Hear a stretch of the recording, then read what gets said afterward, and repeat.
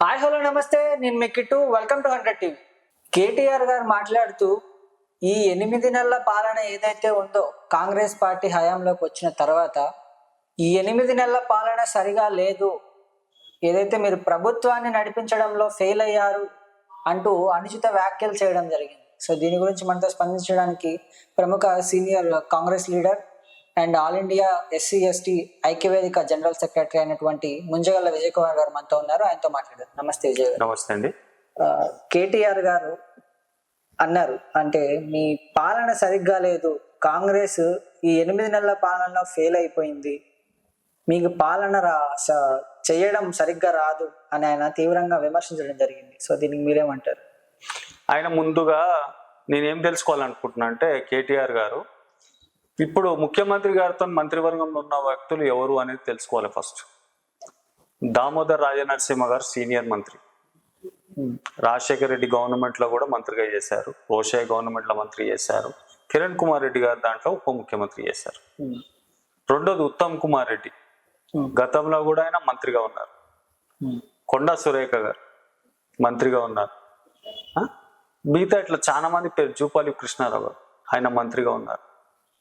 తర్వాత ఇంకెవరు ఇట్లా చెప్పుకుంటూ పోతారు, కోమటిరెడ్డి వెంకటరెడ్డి మంత్రిగా ఉన్నారు. వీళ్ళ అనుభవం ఉన్నదండి, వీళ్ళకు పరిపాలన ఎలా చేయాలనో, ప్రజలకు ఎలా మేలు చేయాలనో వీళ్ళకి తెలుసు. నువ్వు నిన్న మొన్న బచ్చగాడవు కేటీఆర్ అనే వ్యక్తి, నువ్వు అమెరికాలో చదువుకోనో ఎక్కడో చదువుకొని వచ్చి ఇవాళ తండ్రి సంపాదించిన ఉద్యమం పేరు మీద వచ్చిన ఒక ఎమ్మెల్యే అయినావు, తర్వాత మంత్రి అయినావు. నువ్వు చెప్పుకోవడానికి నైతిక హక్కు లేదని నేను ఈ సందర్భంగా చెప్తా ఉన్నా. ఎందుకంటే ప్రభుత్వం ఏర్పడి 8 నెలలు అవుతుంది. మేము అనేక హామీలు ఇచ్చినాం ప్రజల మేలు కొరకు. బడుగు బలహీన వర్గాల ప్రజలకు ఇవ్వాల్సిన హక్కుల విషయంలో మా ప్రభుత్వం కట్టుబడి. రైతు రుణమాఫీ అని చెప్పామా, ఆగస్టు లోపు మేము మాఫీ చేస్తాం. మొన్న 50 లక్షల రూపాయల లోపు ఉంటే చేసాం, ఈరోజు 1,50,000 ఉంటే నిన్ననే చేసిండు. తర్వాత ఇంకా 2 లక్షల లోపు ఉండేది మొత్తం కంప్లీట్ ఆగస్టు 15 లోపు చేస్తాం. ఇది మా యొక్క పనిచేసే విధానానికి నిదర్శనం, అంతే కదా. తర్వాత బస్సు సౌకర్యము మహిళలు అడగల ఎలక్షన్ మేనిఫెస్టోలో, అయినా సరే మహిళలకు మేము ఆడపడుచులను గౌరవిస్తాం కాబట్టి మీరు గతంలో ఆడపడుచులను గౌరవించలేని దాఖలాలు మీ ఎందుకున్నాయంటే, మీరు గతంలో ఉన్న మొదటి ప్రభుత్వంలో మహిళలకు మంత్రి పదవి కూడా ఇవ్వలేని ఘనత మీది. కాబట్టి మా ప్రభుత్వం అలా కాదు, మేము మహిళలను గౌరవిస్తాం. మహిళలు అంటే మా తోడబుట్టు లాంటి వాళ్ళు, అందరినీ గౌరవిస్తారు కాంగ్రెస్ పార్టీ, సోనియా గాంధీ గారు. అయితే ఇటువంటి నేపథ్యం ఉన్న కాంగ్రెస్ మీద నువ్వు విమర్శలు చేస్తున్నావు. ఈరోజు ఇంకా మిగతా 6 గ్యారెంటీ స్కీమ్స్ నువ్వు తీసుకొచ్చినావు. ఇవాళ పెన్షన్ విషయంలో కానీ పెన్షన్లు పెంచాం, వికలాంగుల పెన్షన్లు పెంచాం, అదేవిధంగా రైతులకు సబ్సిడీ మన ఇవైతే ఫ్రీగా ఎరువులు ఇస్తున్నాం, తర్వాత విత్తనాలు ఇస్తున్నాం, వ్యవసాయానికి కావాల్సిన అన్ని సహకారాలు కూడా మేము అందిస్తున్నాం. మిగతా వీళ్ళు చేసిన అకృత్యాలు, వీళ్ళు చేసిన ప్రభుత్వంలో గతంలో చేసిన పొరపాటులు, ప్రజల యొక్క ఖజానాను ప్రజాధనాన్ని కులగొట్టిన విధానాన్ని దాన్ని సరి చేసుకోవడం, ఆర్థిక పరిస్థితిని సరి చేసుకోవడానికి మాకు స్థాయి పడుతుంది. ఆనాడు స్కూల్స్ను కూడా మీరంతా విధ్వంసం చేశారు. ఇలా స్కూల్స్లలో కూడా టీచర్ లేని పరిస్థితి, స్కూల్స్ అకాడమీ స్టార్ట్ అయినప్పటి నుంచి కూడా టీచర్స్ లేని కొలత, అవన్నీ కూడా పూర్తి చేయడానికి డిఎస్సి ఎగ్జామ్స్ పెడితే దాంట్లో కూడా మీరు రాజకీయాలు చేసి ఇలా అడ్డుపడే విధంగా చేసి దాన్ని మీరు పిల్లల్ని ఎగ్జామ్ రానియకుండా చేసిన ఘనత కేటీఆర్. కాబట్టి దాన్ని మీరు రెక్టిఫై చేసుకుంటూ ముందుకెళ్తా ఉన్నాం. టీచర్స్ను కూడా ఇంకా ఫిలప్ చేయాలి, పిల్లలకు నాణ్యమైన విద్య ప్రభుత్వ స్కూళ్ళలో ఇవ్వాలి, ఇంగ్లీష్ మీడియం చదివియాలనే ఒక లక్ష్యంతో ముందుకెళ్తున్న ప్రభుత్వం ఏదైనా ఉంటే రేవంత్ రెడ్డి ప్రభుత్వం. దీని అంతా కూడా జీర్ణించుకోలేక ప్రజలకు ఇంకా వీళ్ళు దగ్గర అవుతున్నారని మా మీద ఏదో ఒక రకమైన పట్టగాల్చి మీద వేయడమే కేటీఆర్. ఆయన ఆల్రెడీ వాళ్ళ ఫాదరు వాళ్ళ ఎమ్మెల్యే గారు ఉన్నప్పటికి కూడా ఆయన రావట్లేదు అపోజిషన్ నుండి. ఏదో నామకే వాసి వచ్చి పోడియం దగ్గర వచ్చి, అసెంబ్లీ పోడియం దగ్గరకు వచ్చి మాట్లాడండి తప్ప అసెంబ్లీలో మాట్లాడండి, మా మీద విమర్శించండి, మేము చేసిన తప్పుల మీద మాట్లాడండి, చర్చకు రండి అని మా ముఖ్యమంత్రి గారు మా ప్రతిపక్షాలను ఆహ్వానిస్తుంటే వీళ్ళు నా దమ్ము లేక, వీళ్ళు ఎదుర్కోలేక వీళ్ళు పక్కదారి బట్టి పోతా ఉన్నారు. మేము అడిగే సూట్ అయిన ప్రశ్నలకు వాళ్ళ సమాధానం లేదు వాళ్ళ దగ్గర. మేము సమాధానం చెప్పడానికి రెడీ ఉన్నాం. 8 నెలల ప్రభుత్వంలో ఏం చేసినాము, ఏం చేస్తున్నాం అనేది చెప్పడానికి సిద్ధంగా ఉన్నాం. కానీ వాళ్ళు చెప్పడానికి కూడా సిద్ధంగా లేరని ఈ సందర్భంగా తెలియజేస్తా ఉన్నాం. కాబట్టి వాళ్ళకు మా ప్రభుత్వం మీద విమర్శించే నైతిక హక్కు లేదు. ఎందుకంటే మా యొక్క ప్రజలు మేము ఇంకా చాలా సమయం ఉంది మాకు. ఆ సమయం అంతా కూడా లోపల మేము చేస్తాం. ఏ సంవత్సరం లోపల ఉద్యోగాలు ఇవ్వాలనుకుంటున్నామో ఆ ఉద్యోగాలు ఇస్తున్నాం. ఇప్పటికే 30,000 ఉద్యోగాలు రిక్రూట్ చేస్తున్నామండి. పారామెడికల్ దాంట్లో కానీ, అదేవిధంగా కానిస్టేబుల్ పోస్టులు కానీ, ఇంకా మిగతా చాలా పోస్టులలో కూడా Group 1 పోస్టులు కానీ, Group 2 పోస్టులు కానీ ఇవన్నీ రాపిస్తున్నాం, ఇస్తున్నాం. ఇవన్నీ కూడా వీళ్ళకి చూస్తలేరు, కళ్ళకు కనబడతలేవు వీళ్ళకు. గత ప్రభుత్వంలో మీరు ఇష్టానుసారంగా చేసేనే. ఇలా మెడికల్ హబ్ తీసుకురావాలనుకుంటున్నాం. మెడికల్ హబ్ తీసుకురావాలంటే దాని వచ్చే కెమికల్ ద్వారా అక్కడ ఉన్న ప్రదేశాన్ని అంతా కూడా నాశనం చేయాలనే ఉద్దేశంతో వీళ్ళు ఆనాడు ఇష్టానుసారంగా మన ఈ మెడికల్ హబ్లు అవన్నీ తయారు చేశారు. లేఅవుట్లు వేసి ఇష్టం వచ్చినట్టు వ్యాపారాలు చేశారు. కానీ మేము అలా కాదు. ఈరోజు మీరు ఆ రోజు మెడికల్ సిటీగా చేద్దాం అనుకున్నాం. మేము మెడికల్ గ్రామంగా చేద్దాం అంటున్నాం. అంటే విలేజ్ అంటే గ్రామం అంటే ఏంది? ప్రకృతిని శుద్ధిగా ఉంచాలా, ఒక భూమిని కూడా నేలను పాడు చేయొద్దు, ఆ కెమికల్స్ వచ్చేదంతా కూడా డ్యామేజ్ కావద్దు. ఆ పైప్ లైన్ ద్వారా ఒక నేల తీసుకెళ్ళి మూసిలో కలిపేసి దాని మూసి ద్వారా మనం సముద్రానికి పంపించే ప్లాన్లో దాన్ని కరెక్ట్ ఒక ప్రణాళికబద్ధంగా మనం సిస్టమేటిక్గా హైదరాబాద్ సిటీని మనం అంతా చుట్టుపక్కల ఉన్న దాని అంతా కూడా మనం ఏర్పాటు చేసుకుంటున్నాం. ఇవన్నీ కూడా కనబడతలేవు వాళ్ళకు. అవన్నీ కూడా ప్రణాళిక రచిస్తూ ఉన్నాం. స్పోర్ట్స్ క్లబ్ కూడా పెడతాం, స్పోర్ట్స్ అకాడమీ పెడతాం.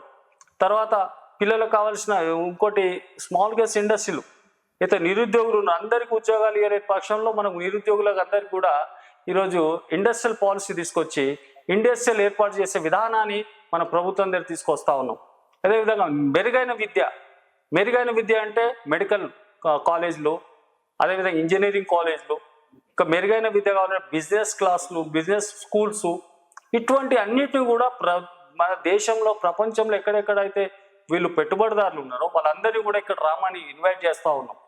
కాబట్టి ఇవన్నీ కూడా వాళ్ళ కళ్ళకు కనబడతలేవని నేను ప్రశ్నిస్తూ ఉన్నాను బీఆర్ఎస్ వాళ్ళని. బీజేపీ వాళ్ళు అయితే ఎట్లా కేంద్రం నుంచి నిధులు తీసుకురారు?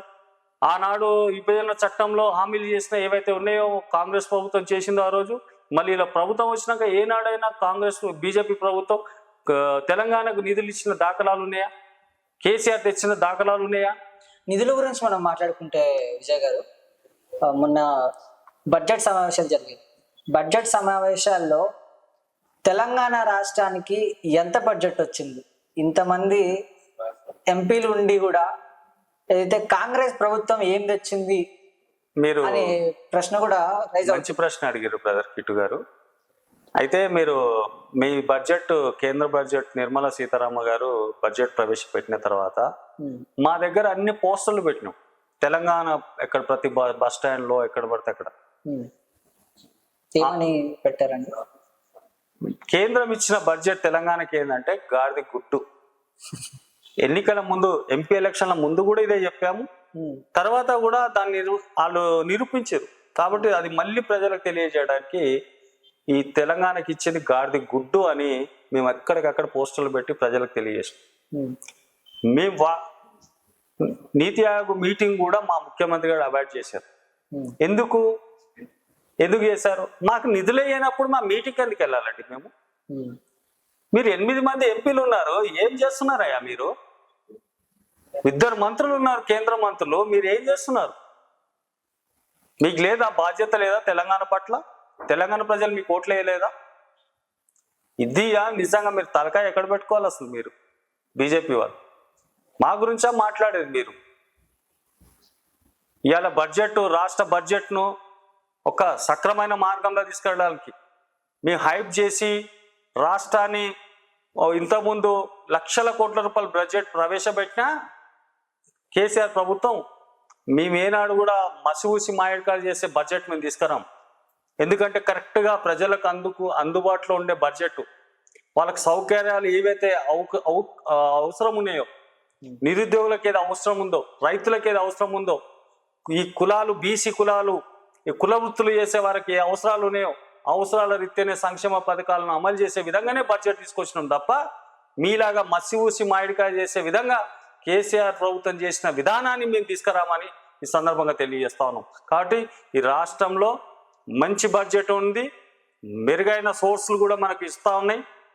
కాబట్టి ఈ రాష్ట్రాన్ని ముందుకు తీసుకెళ్ళడానికి కాంగ్రెస్ పార్టీ రేవంత్ రెడ్డి గారి ప్రభుత్వం ముందుకు తీసుకెళ్తే మంచి బంగారు భవిష్యత్తుగా ఈయన బంగారం మాయం చేస్తామని చెప్పాడు. బంగారం అంటే నాకు అర్థమే కాలేదు అసలు. ఎట్లా బంగారం తెలంగాణ అంటే ఎట్లా చేస్తాడో నాకు తెలియలేదు. కానీ మేము మాత్రం బంగారము, వెండి, ప్లాటినం ఇవన్నీ చెయ్యం. ప్రజల జీవితాలు మార్చి వాళ్ళ భవిష్యత్తుకు, వాళ్ళ ఆరోగ్యము, వాళ్ళకు కావాల్సిన ఉపాధి, వాళ్ళకు కావాల్సిన హక్కులు, ఈ రాష్ట్రంలో గౌరవంగా బతికే స్థానం కల్పించేదానికి మా కాంగ్రెస్ పార్టీ రేవంత్ రెడ్డి గారు నిశ్చయంగా ఉన్నారు. కాకపోతే బీజేపీ ఎమ్మెల్యేలను కానీ ఎంపీలను కానీ పక్కన పెడితే కాంగ్రెస్ లో కూడా ఎంపీలు ఎమ్మెల్యేలు ఉన్నారు కదా, మరి మీరేం చేస్తున్నారు అని బీఆర్ఎస్ నేతలు అంటున్నారు. మా నాయకుడు మా రాహుల్ గాంధీ గారు క్లియర్ గా మా రాష్ట్రం గురించి మాట్లాడినా మిగతా రాష్ట్రాల గురించి మాట్లాడారు. మా ప్రతిపక్ష నాయకుడు రాహుల్ గాంధీ గారు అక్కడ పార్లమెంట్ లో, మా ఎంపీలు కూడా శ్యామల కిరణ్ రెడ్డి గారు మాట్లాడారు పార్లమెంట్ లో. మీరు చూడండి, విజువల్స్ చూడండి. రాష్ట్రానికి ఏమి ఇచ్చారు మీరు నిలదీసిండు, కానీ వాళ్ళ దగ్గర సమాధానం లేదు.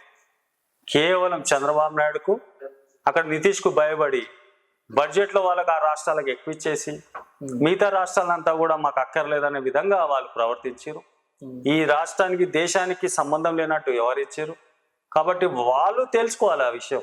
మా నాయకులు, మా ఎంపీలు అక్కడ ప్రశ్నిస్తూనే ఉన్నారు, మా గలం వినిపిస్తూనే ఉన్నారు, మాకు తెలంగాణకు కావాల్సిన హక్కుల గురించి వాళ్ళు ఫైట్ చేస్తూనే ఉన్నారు అక్కడ. Okay, thank you Vijay Kumar. నమస్తే.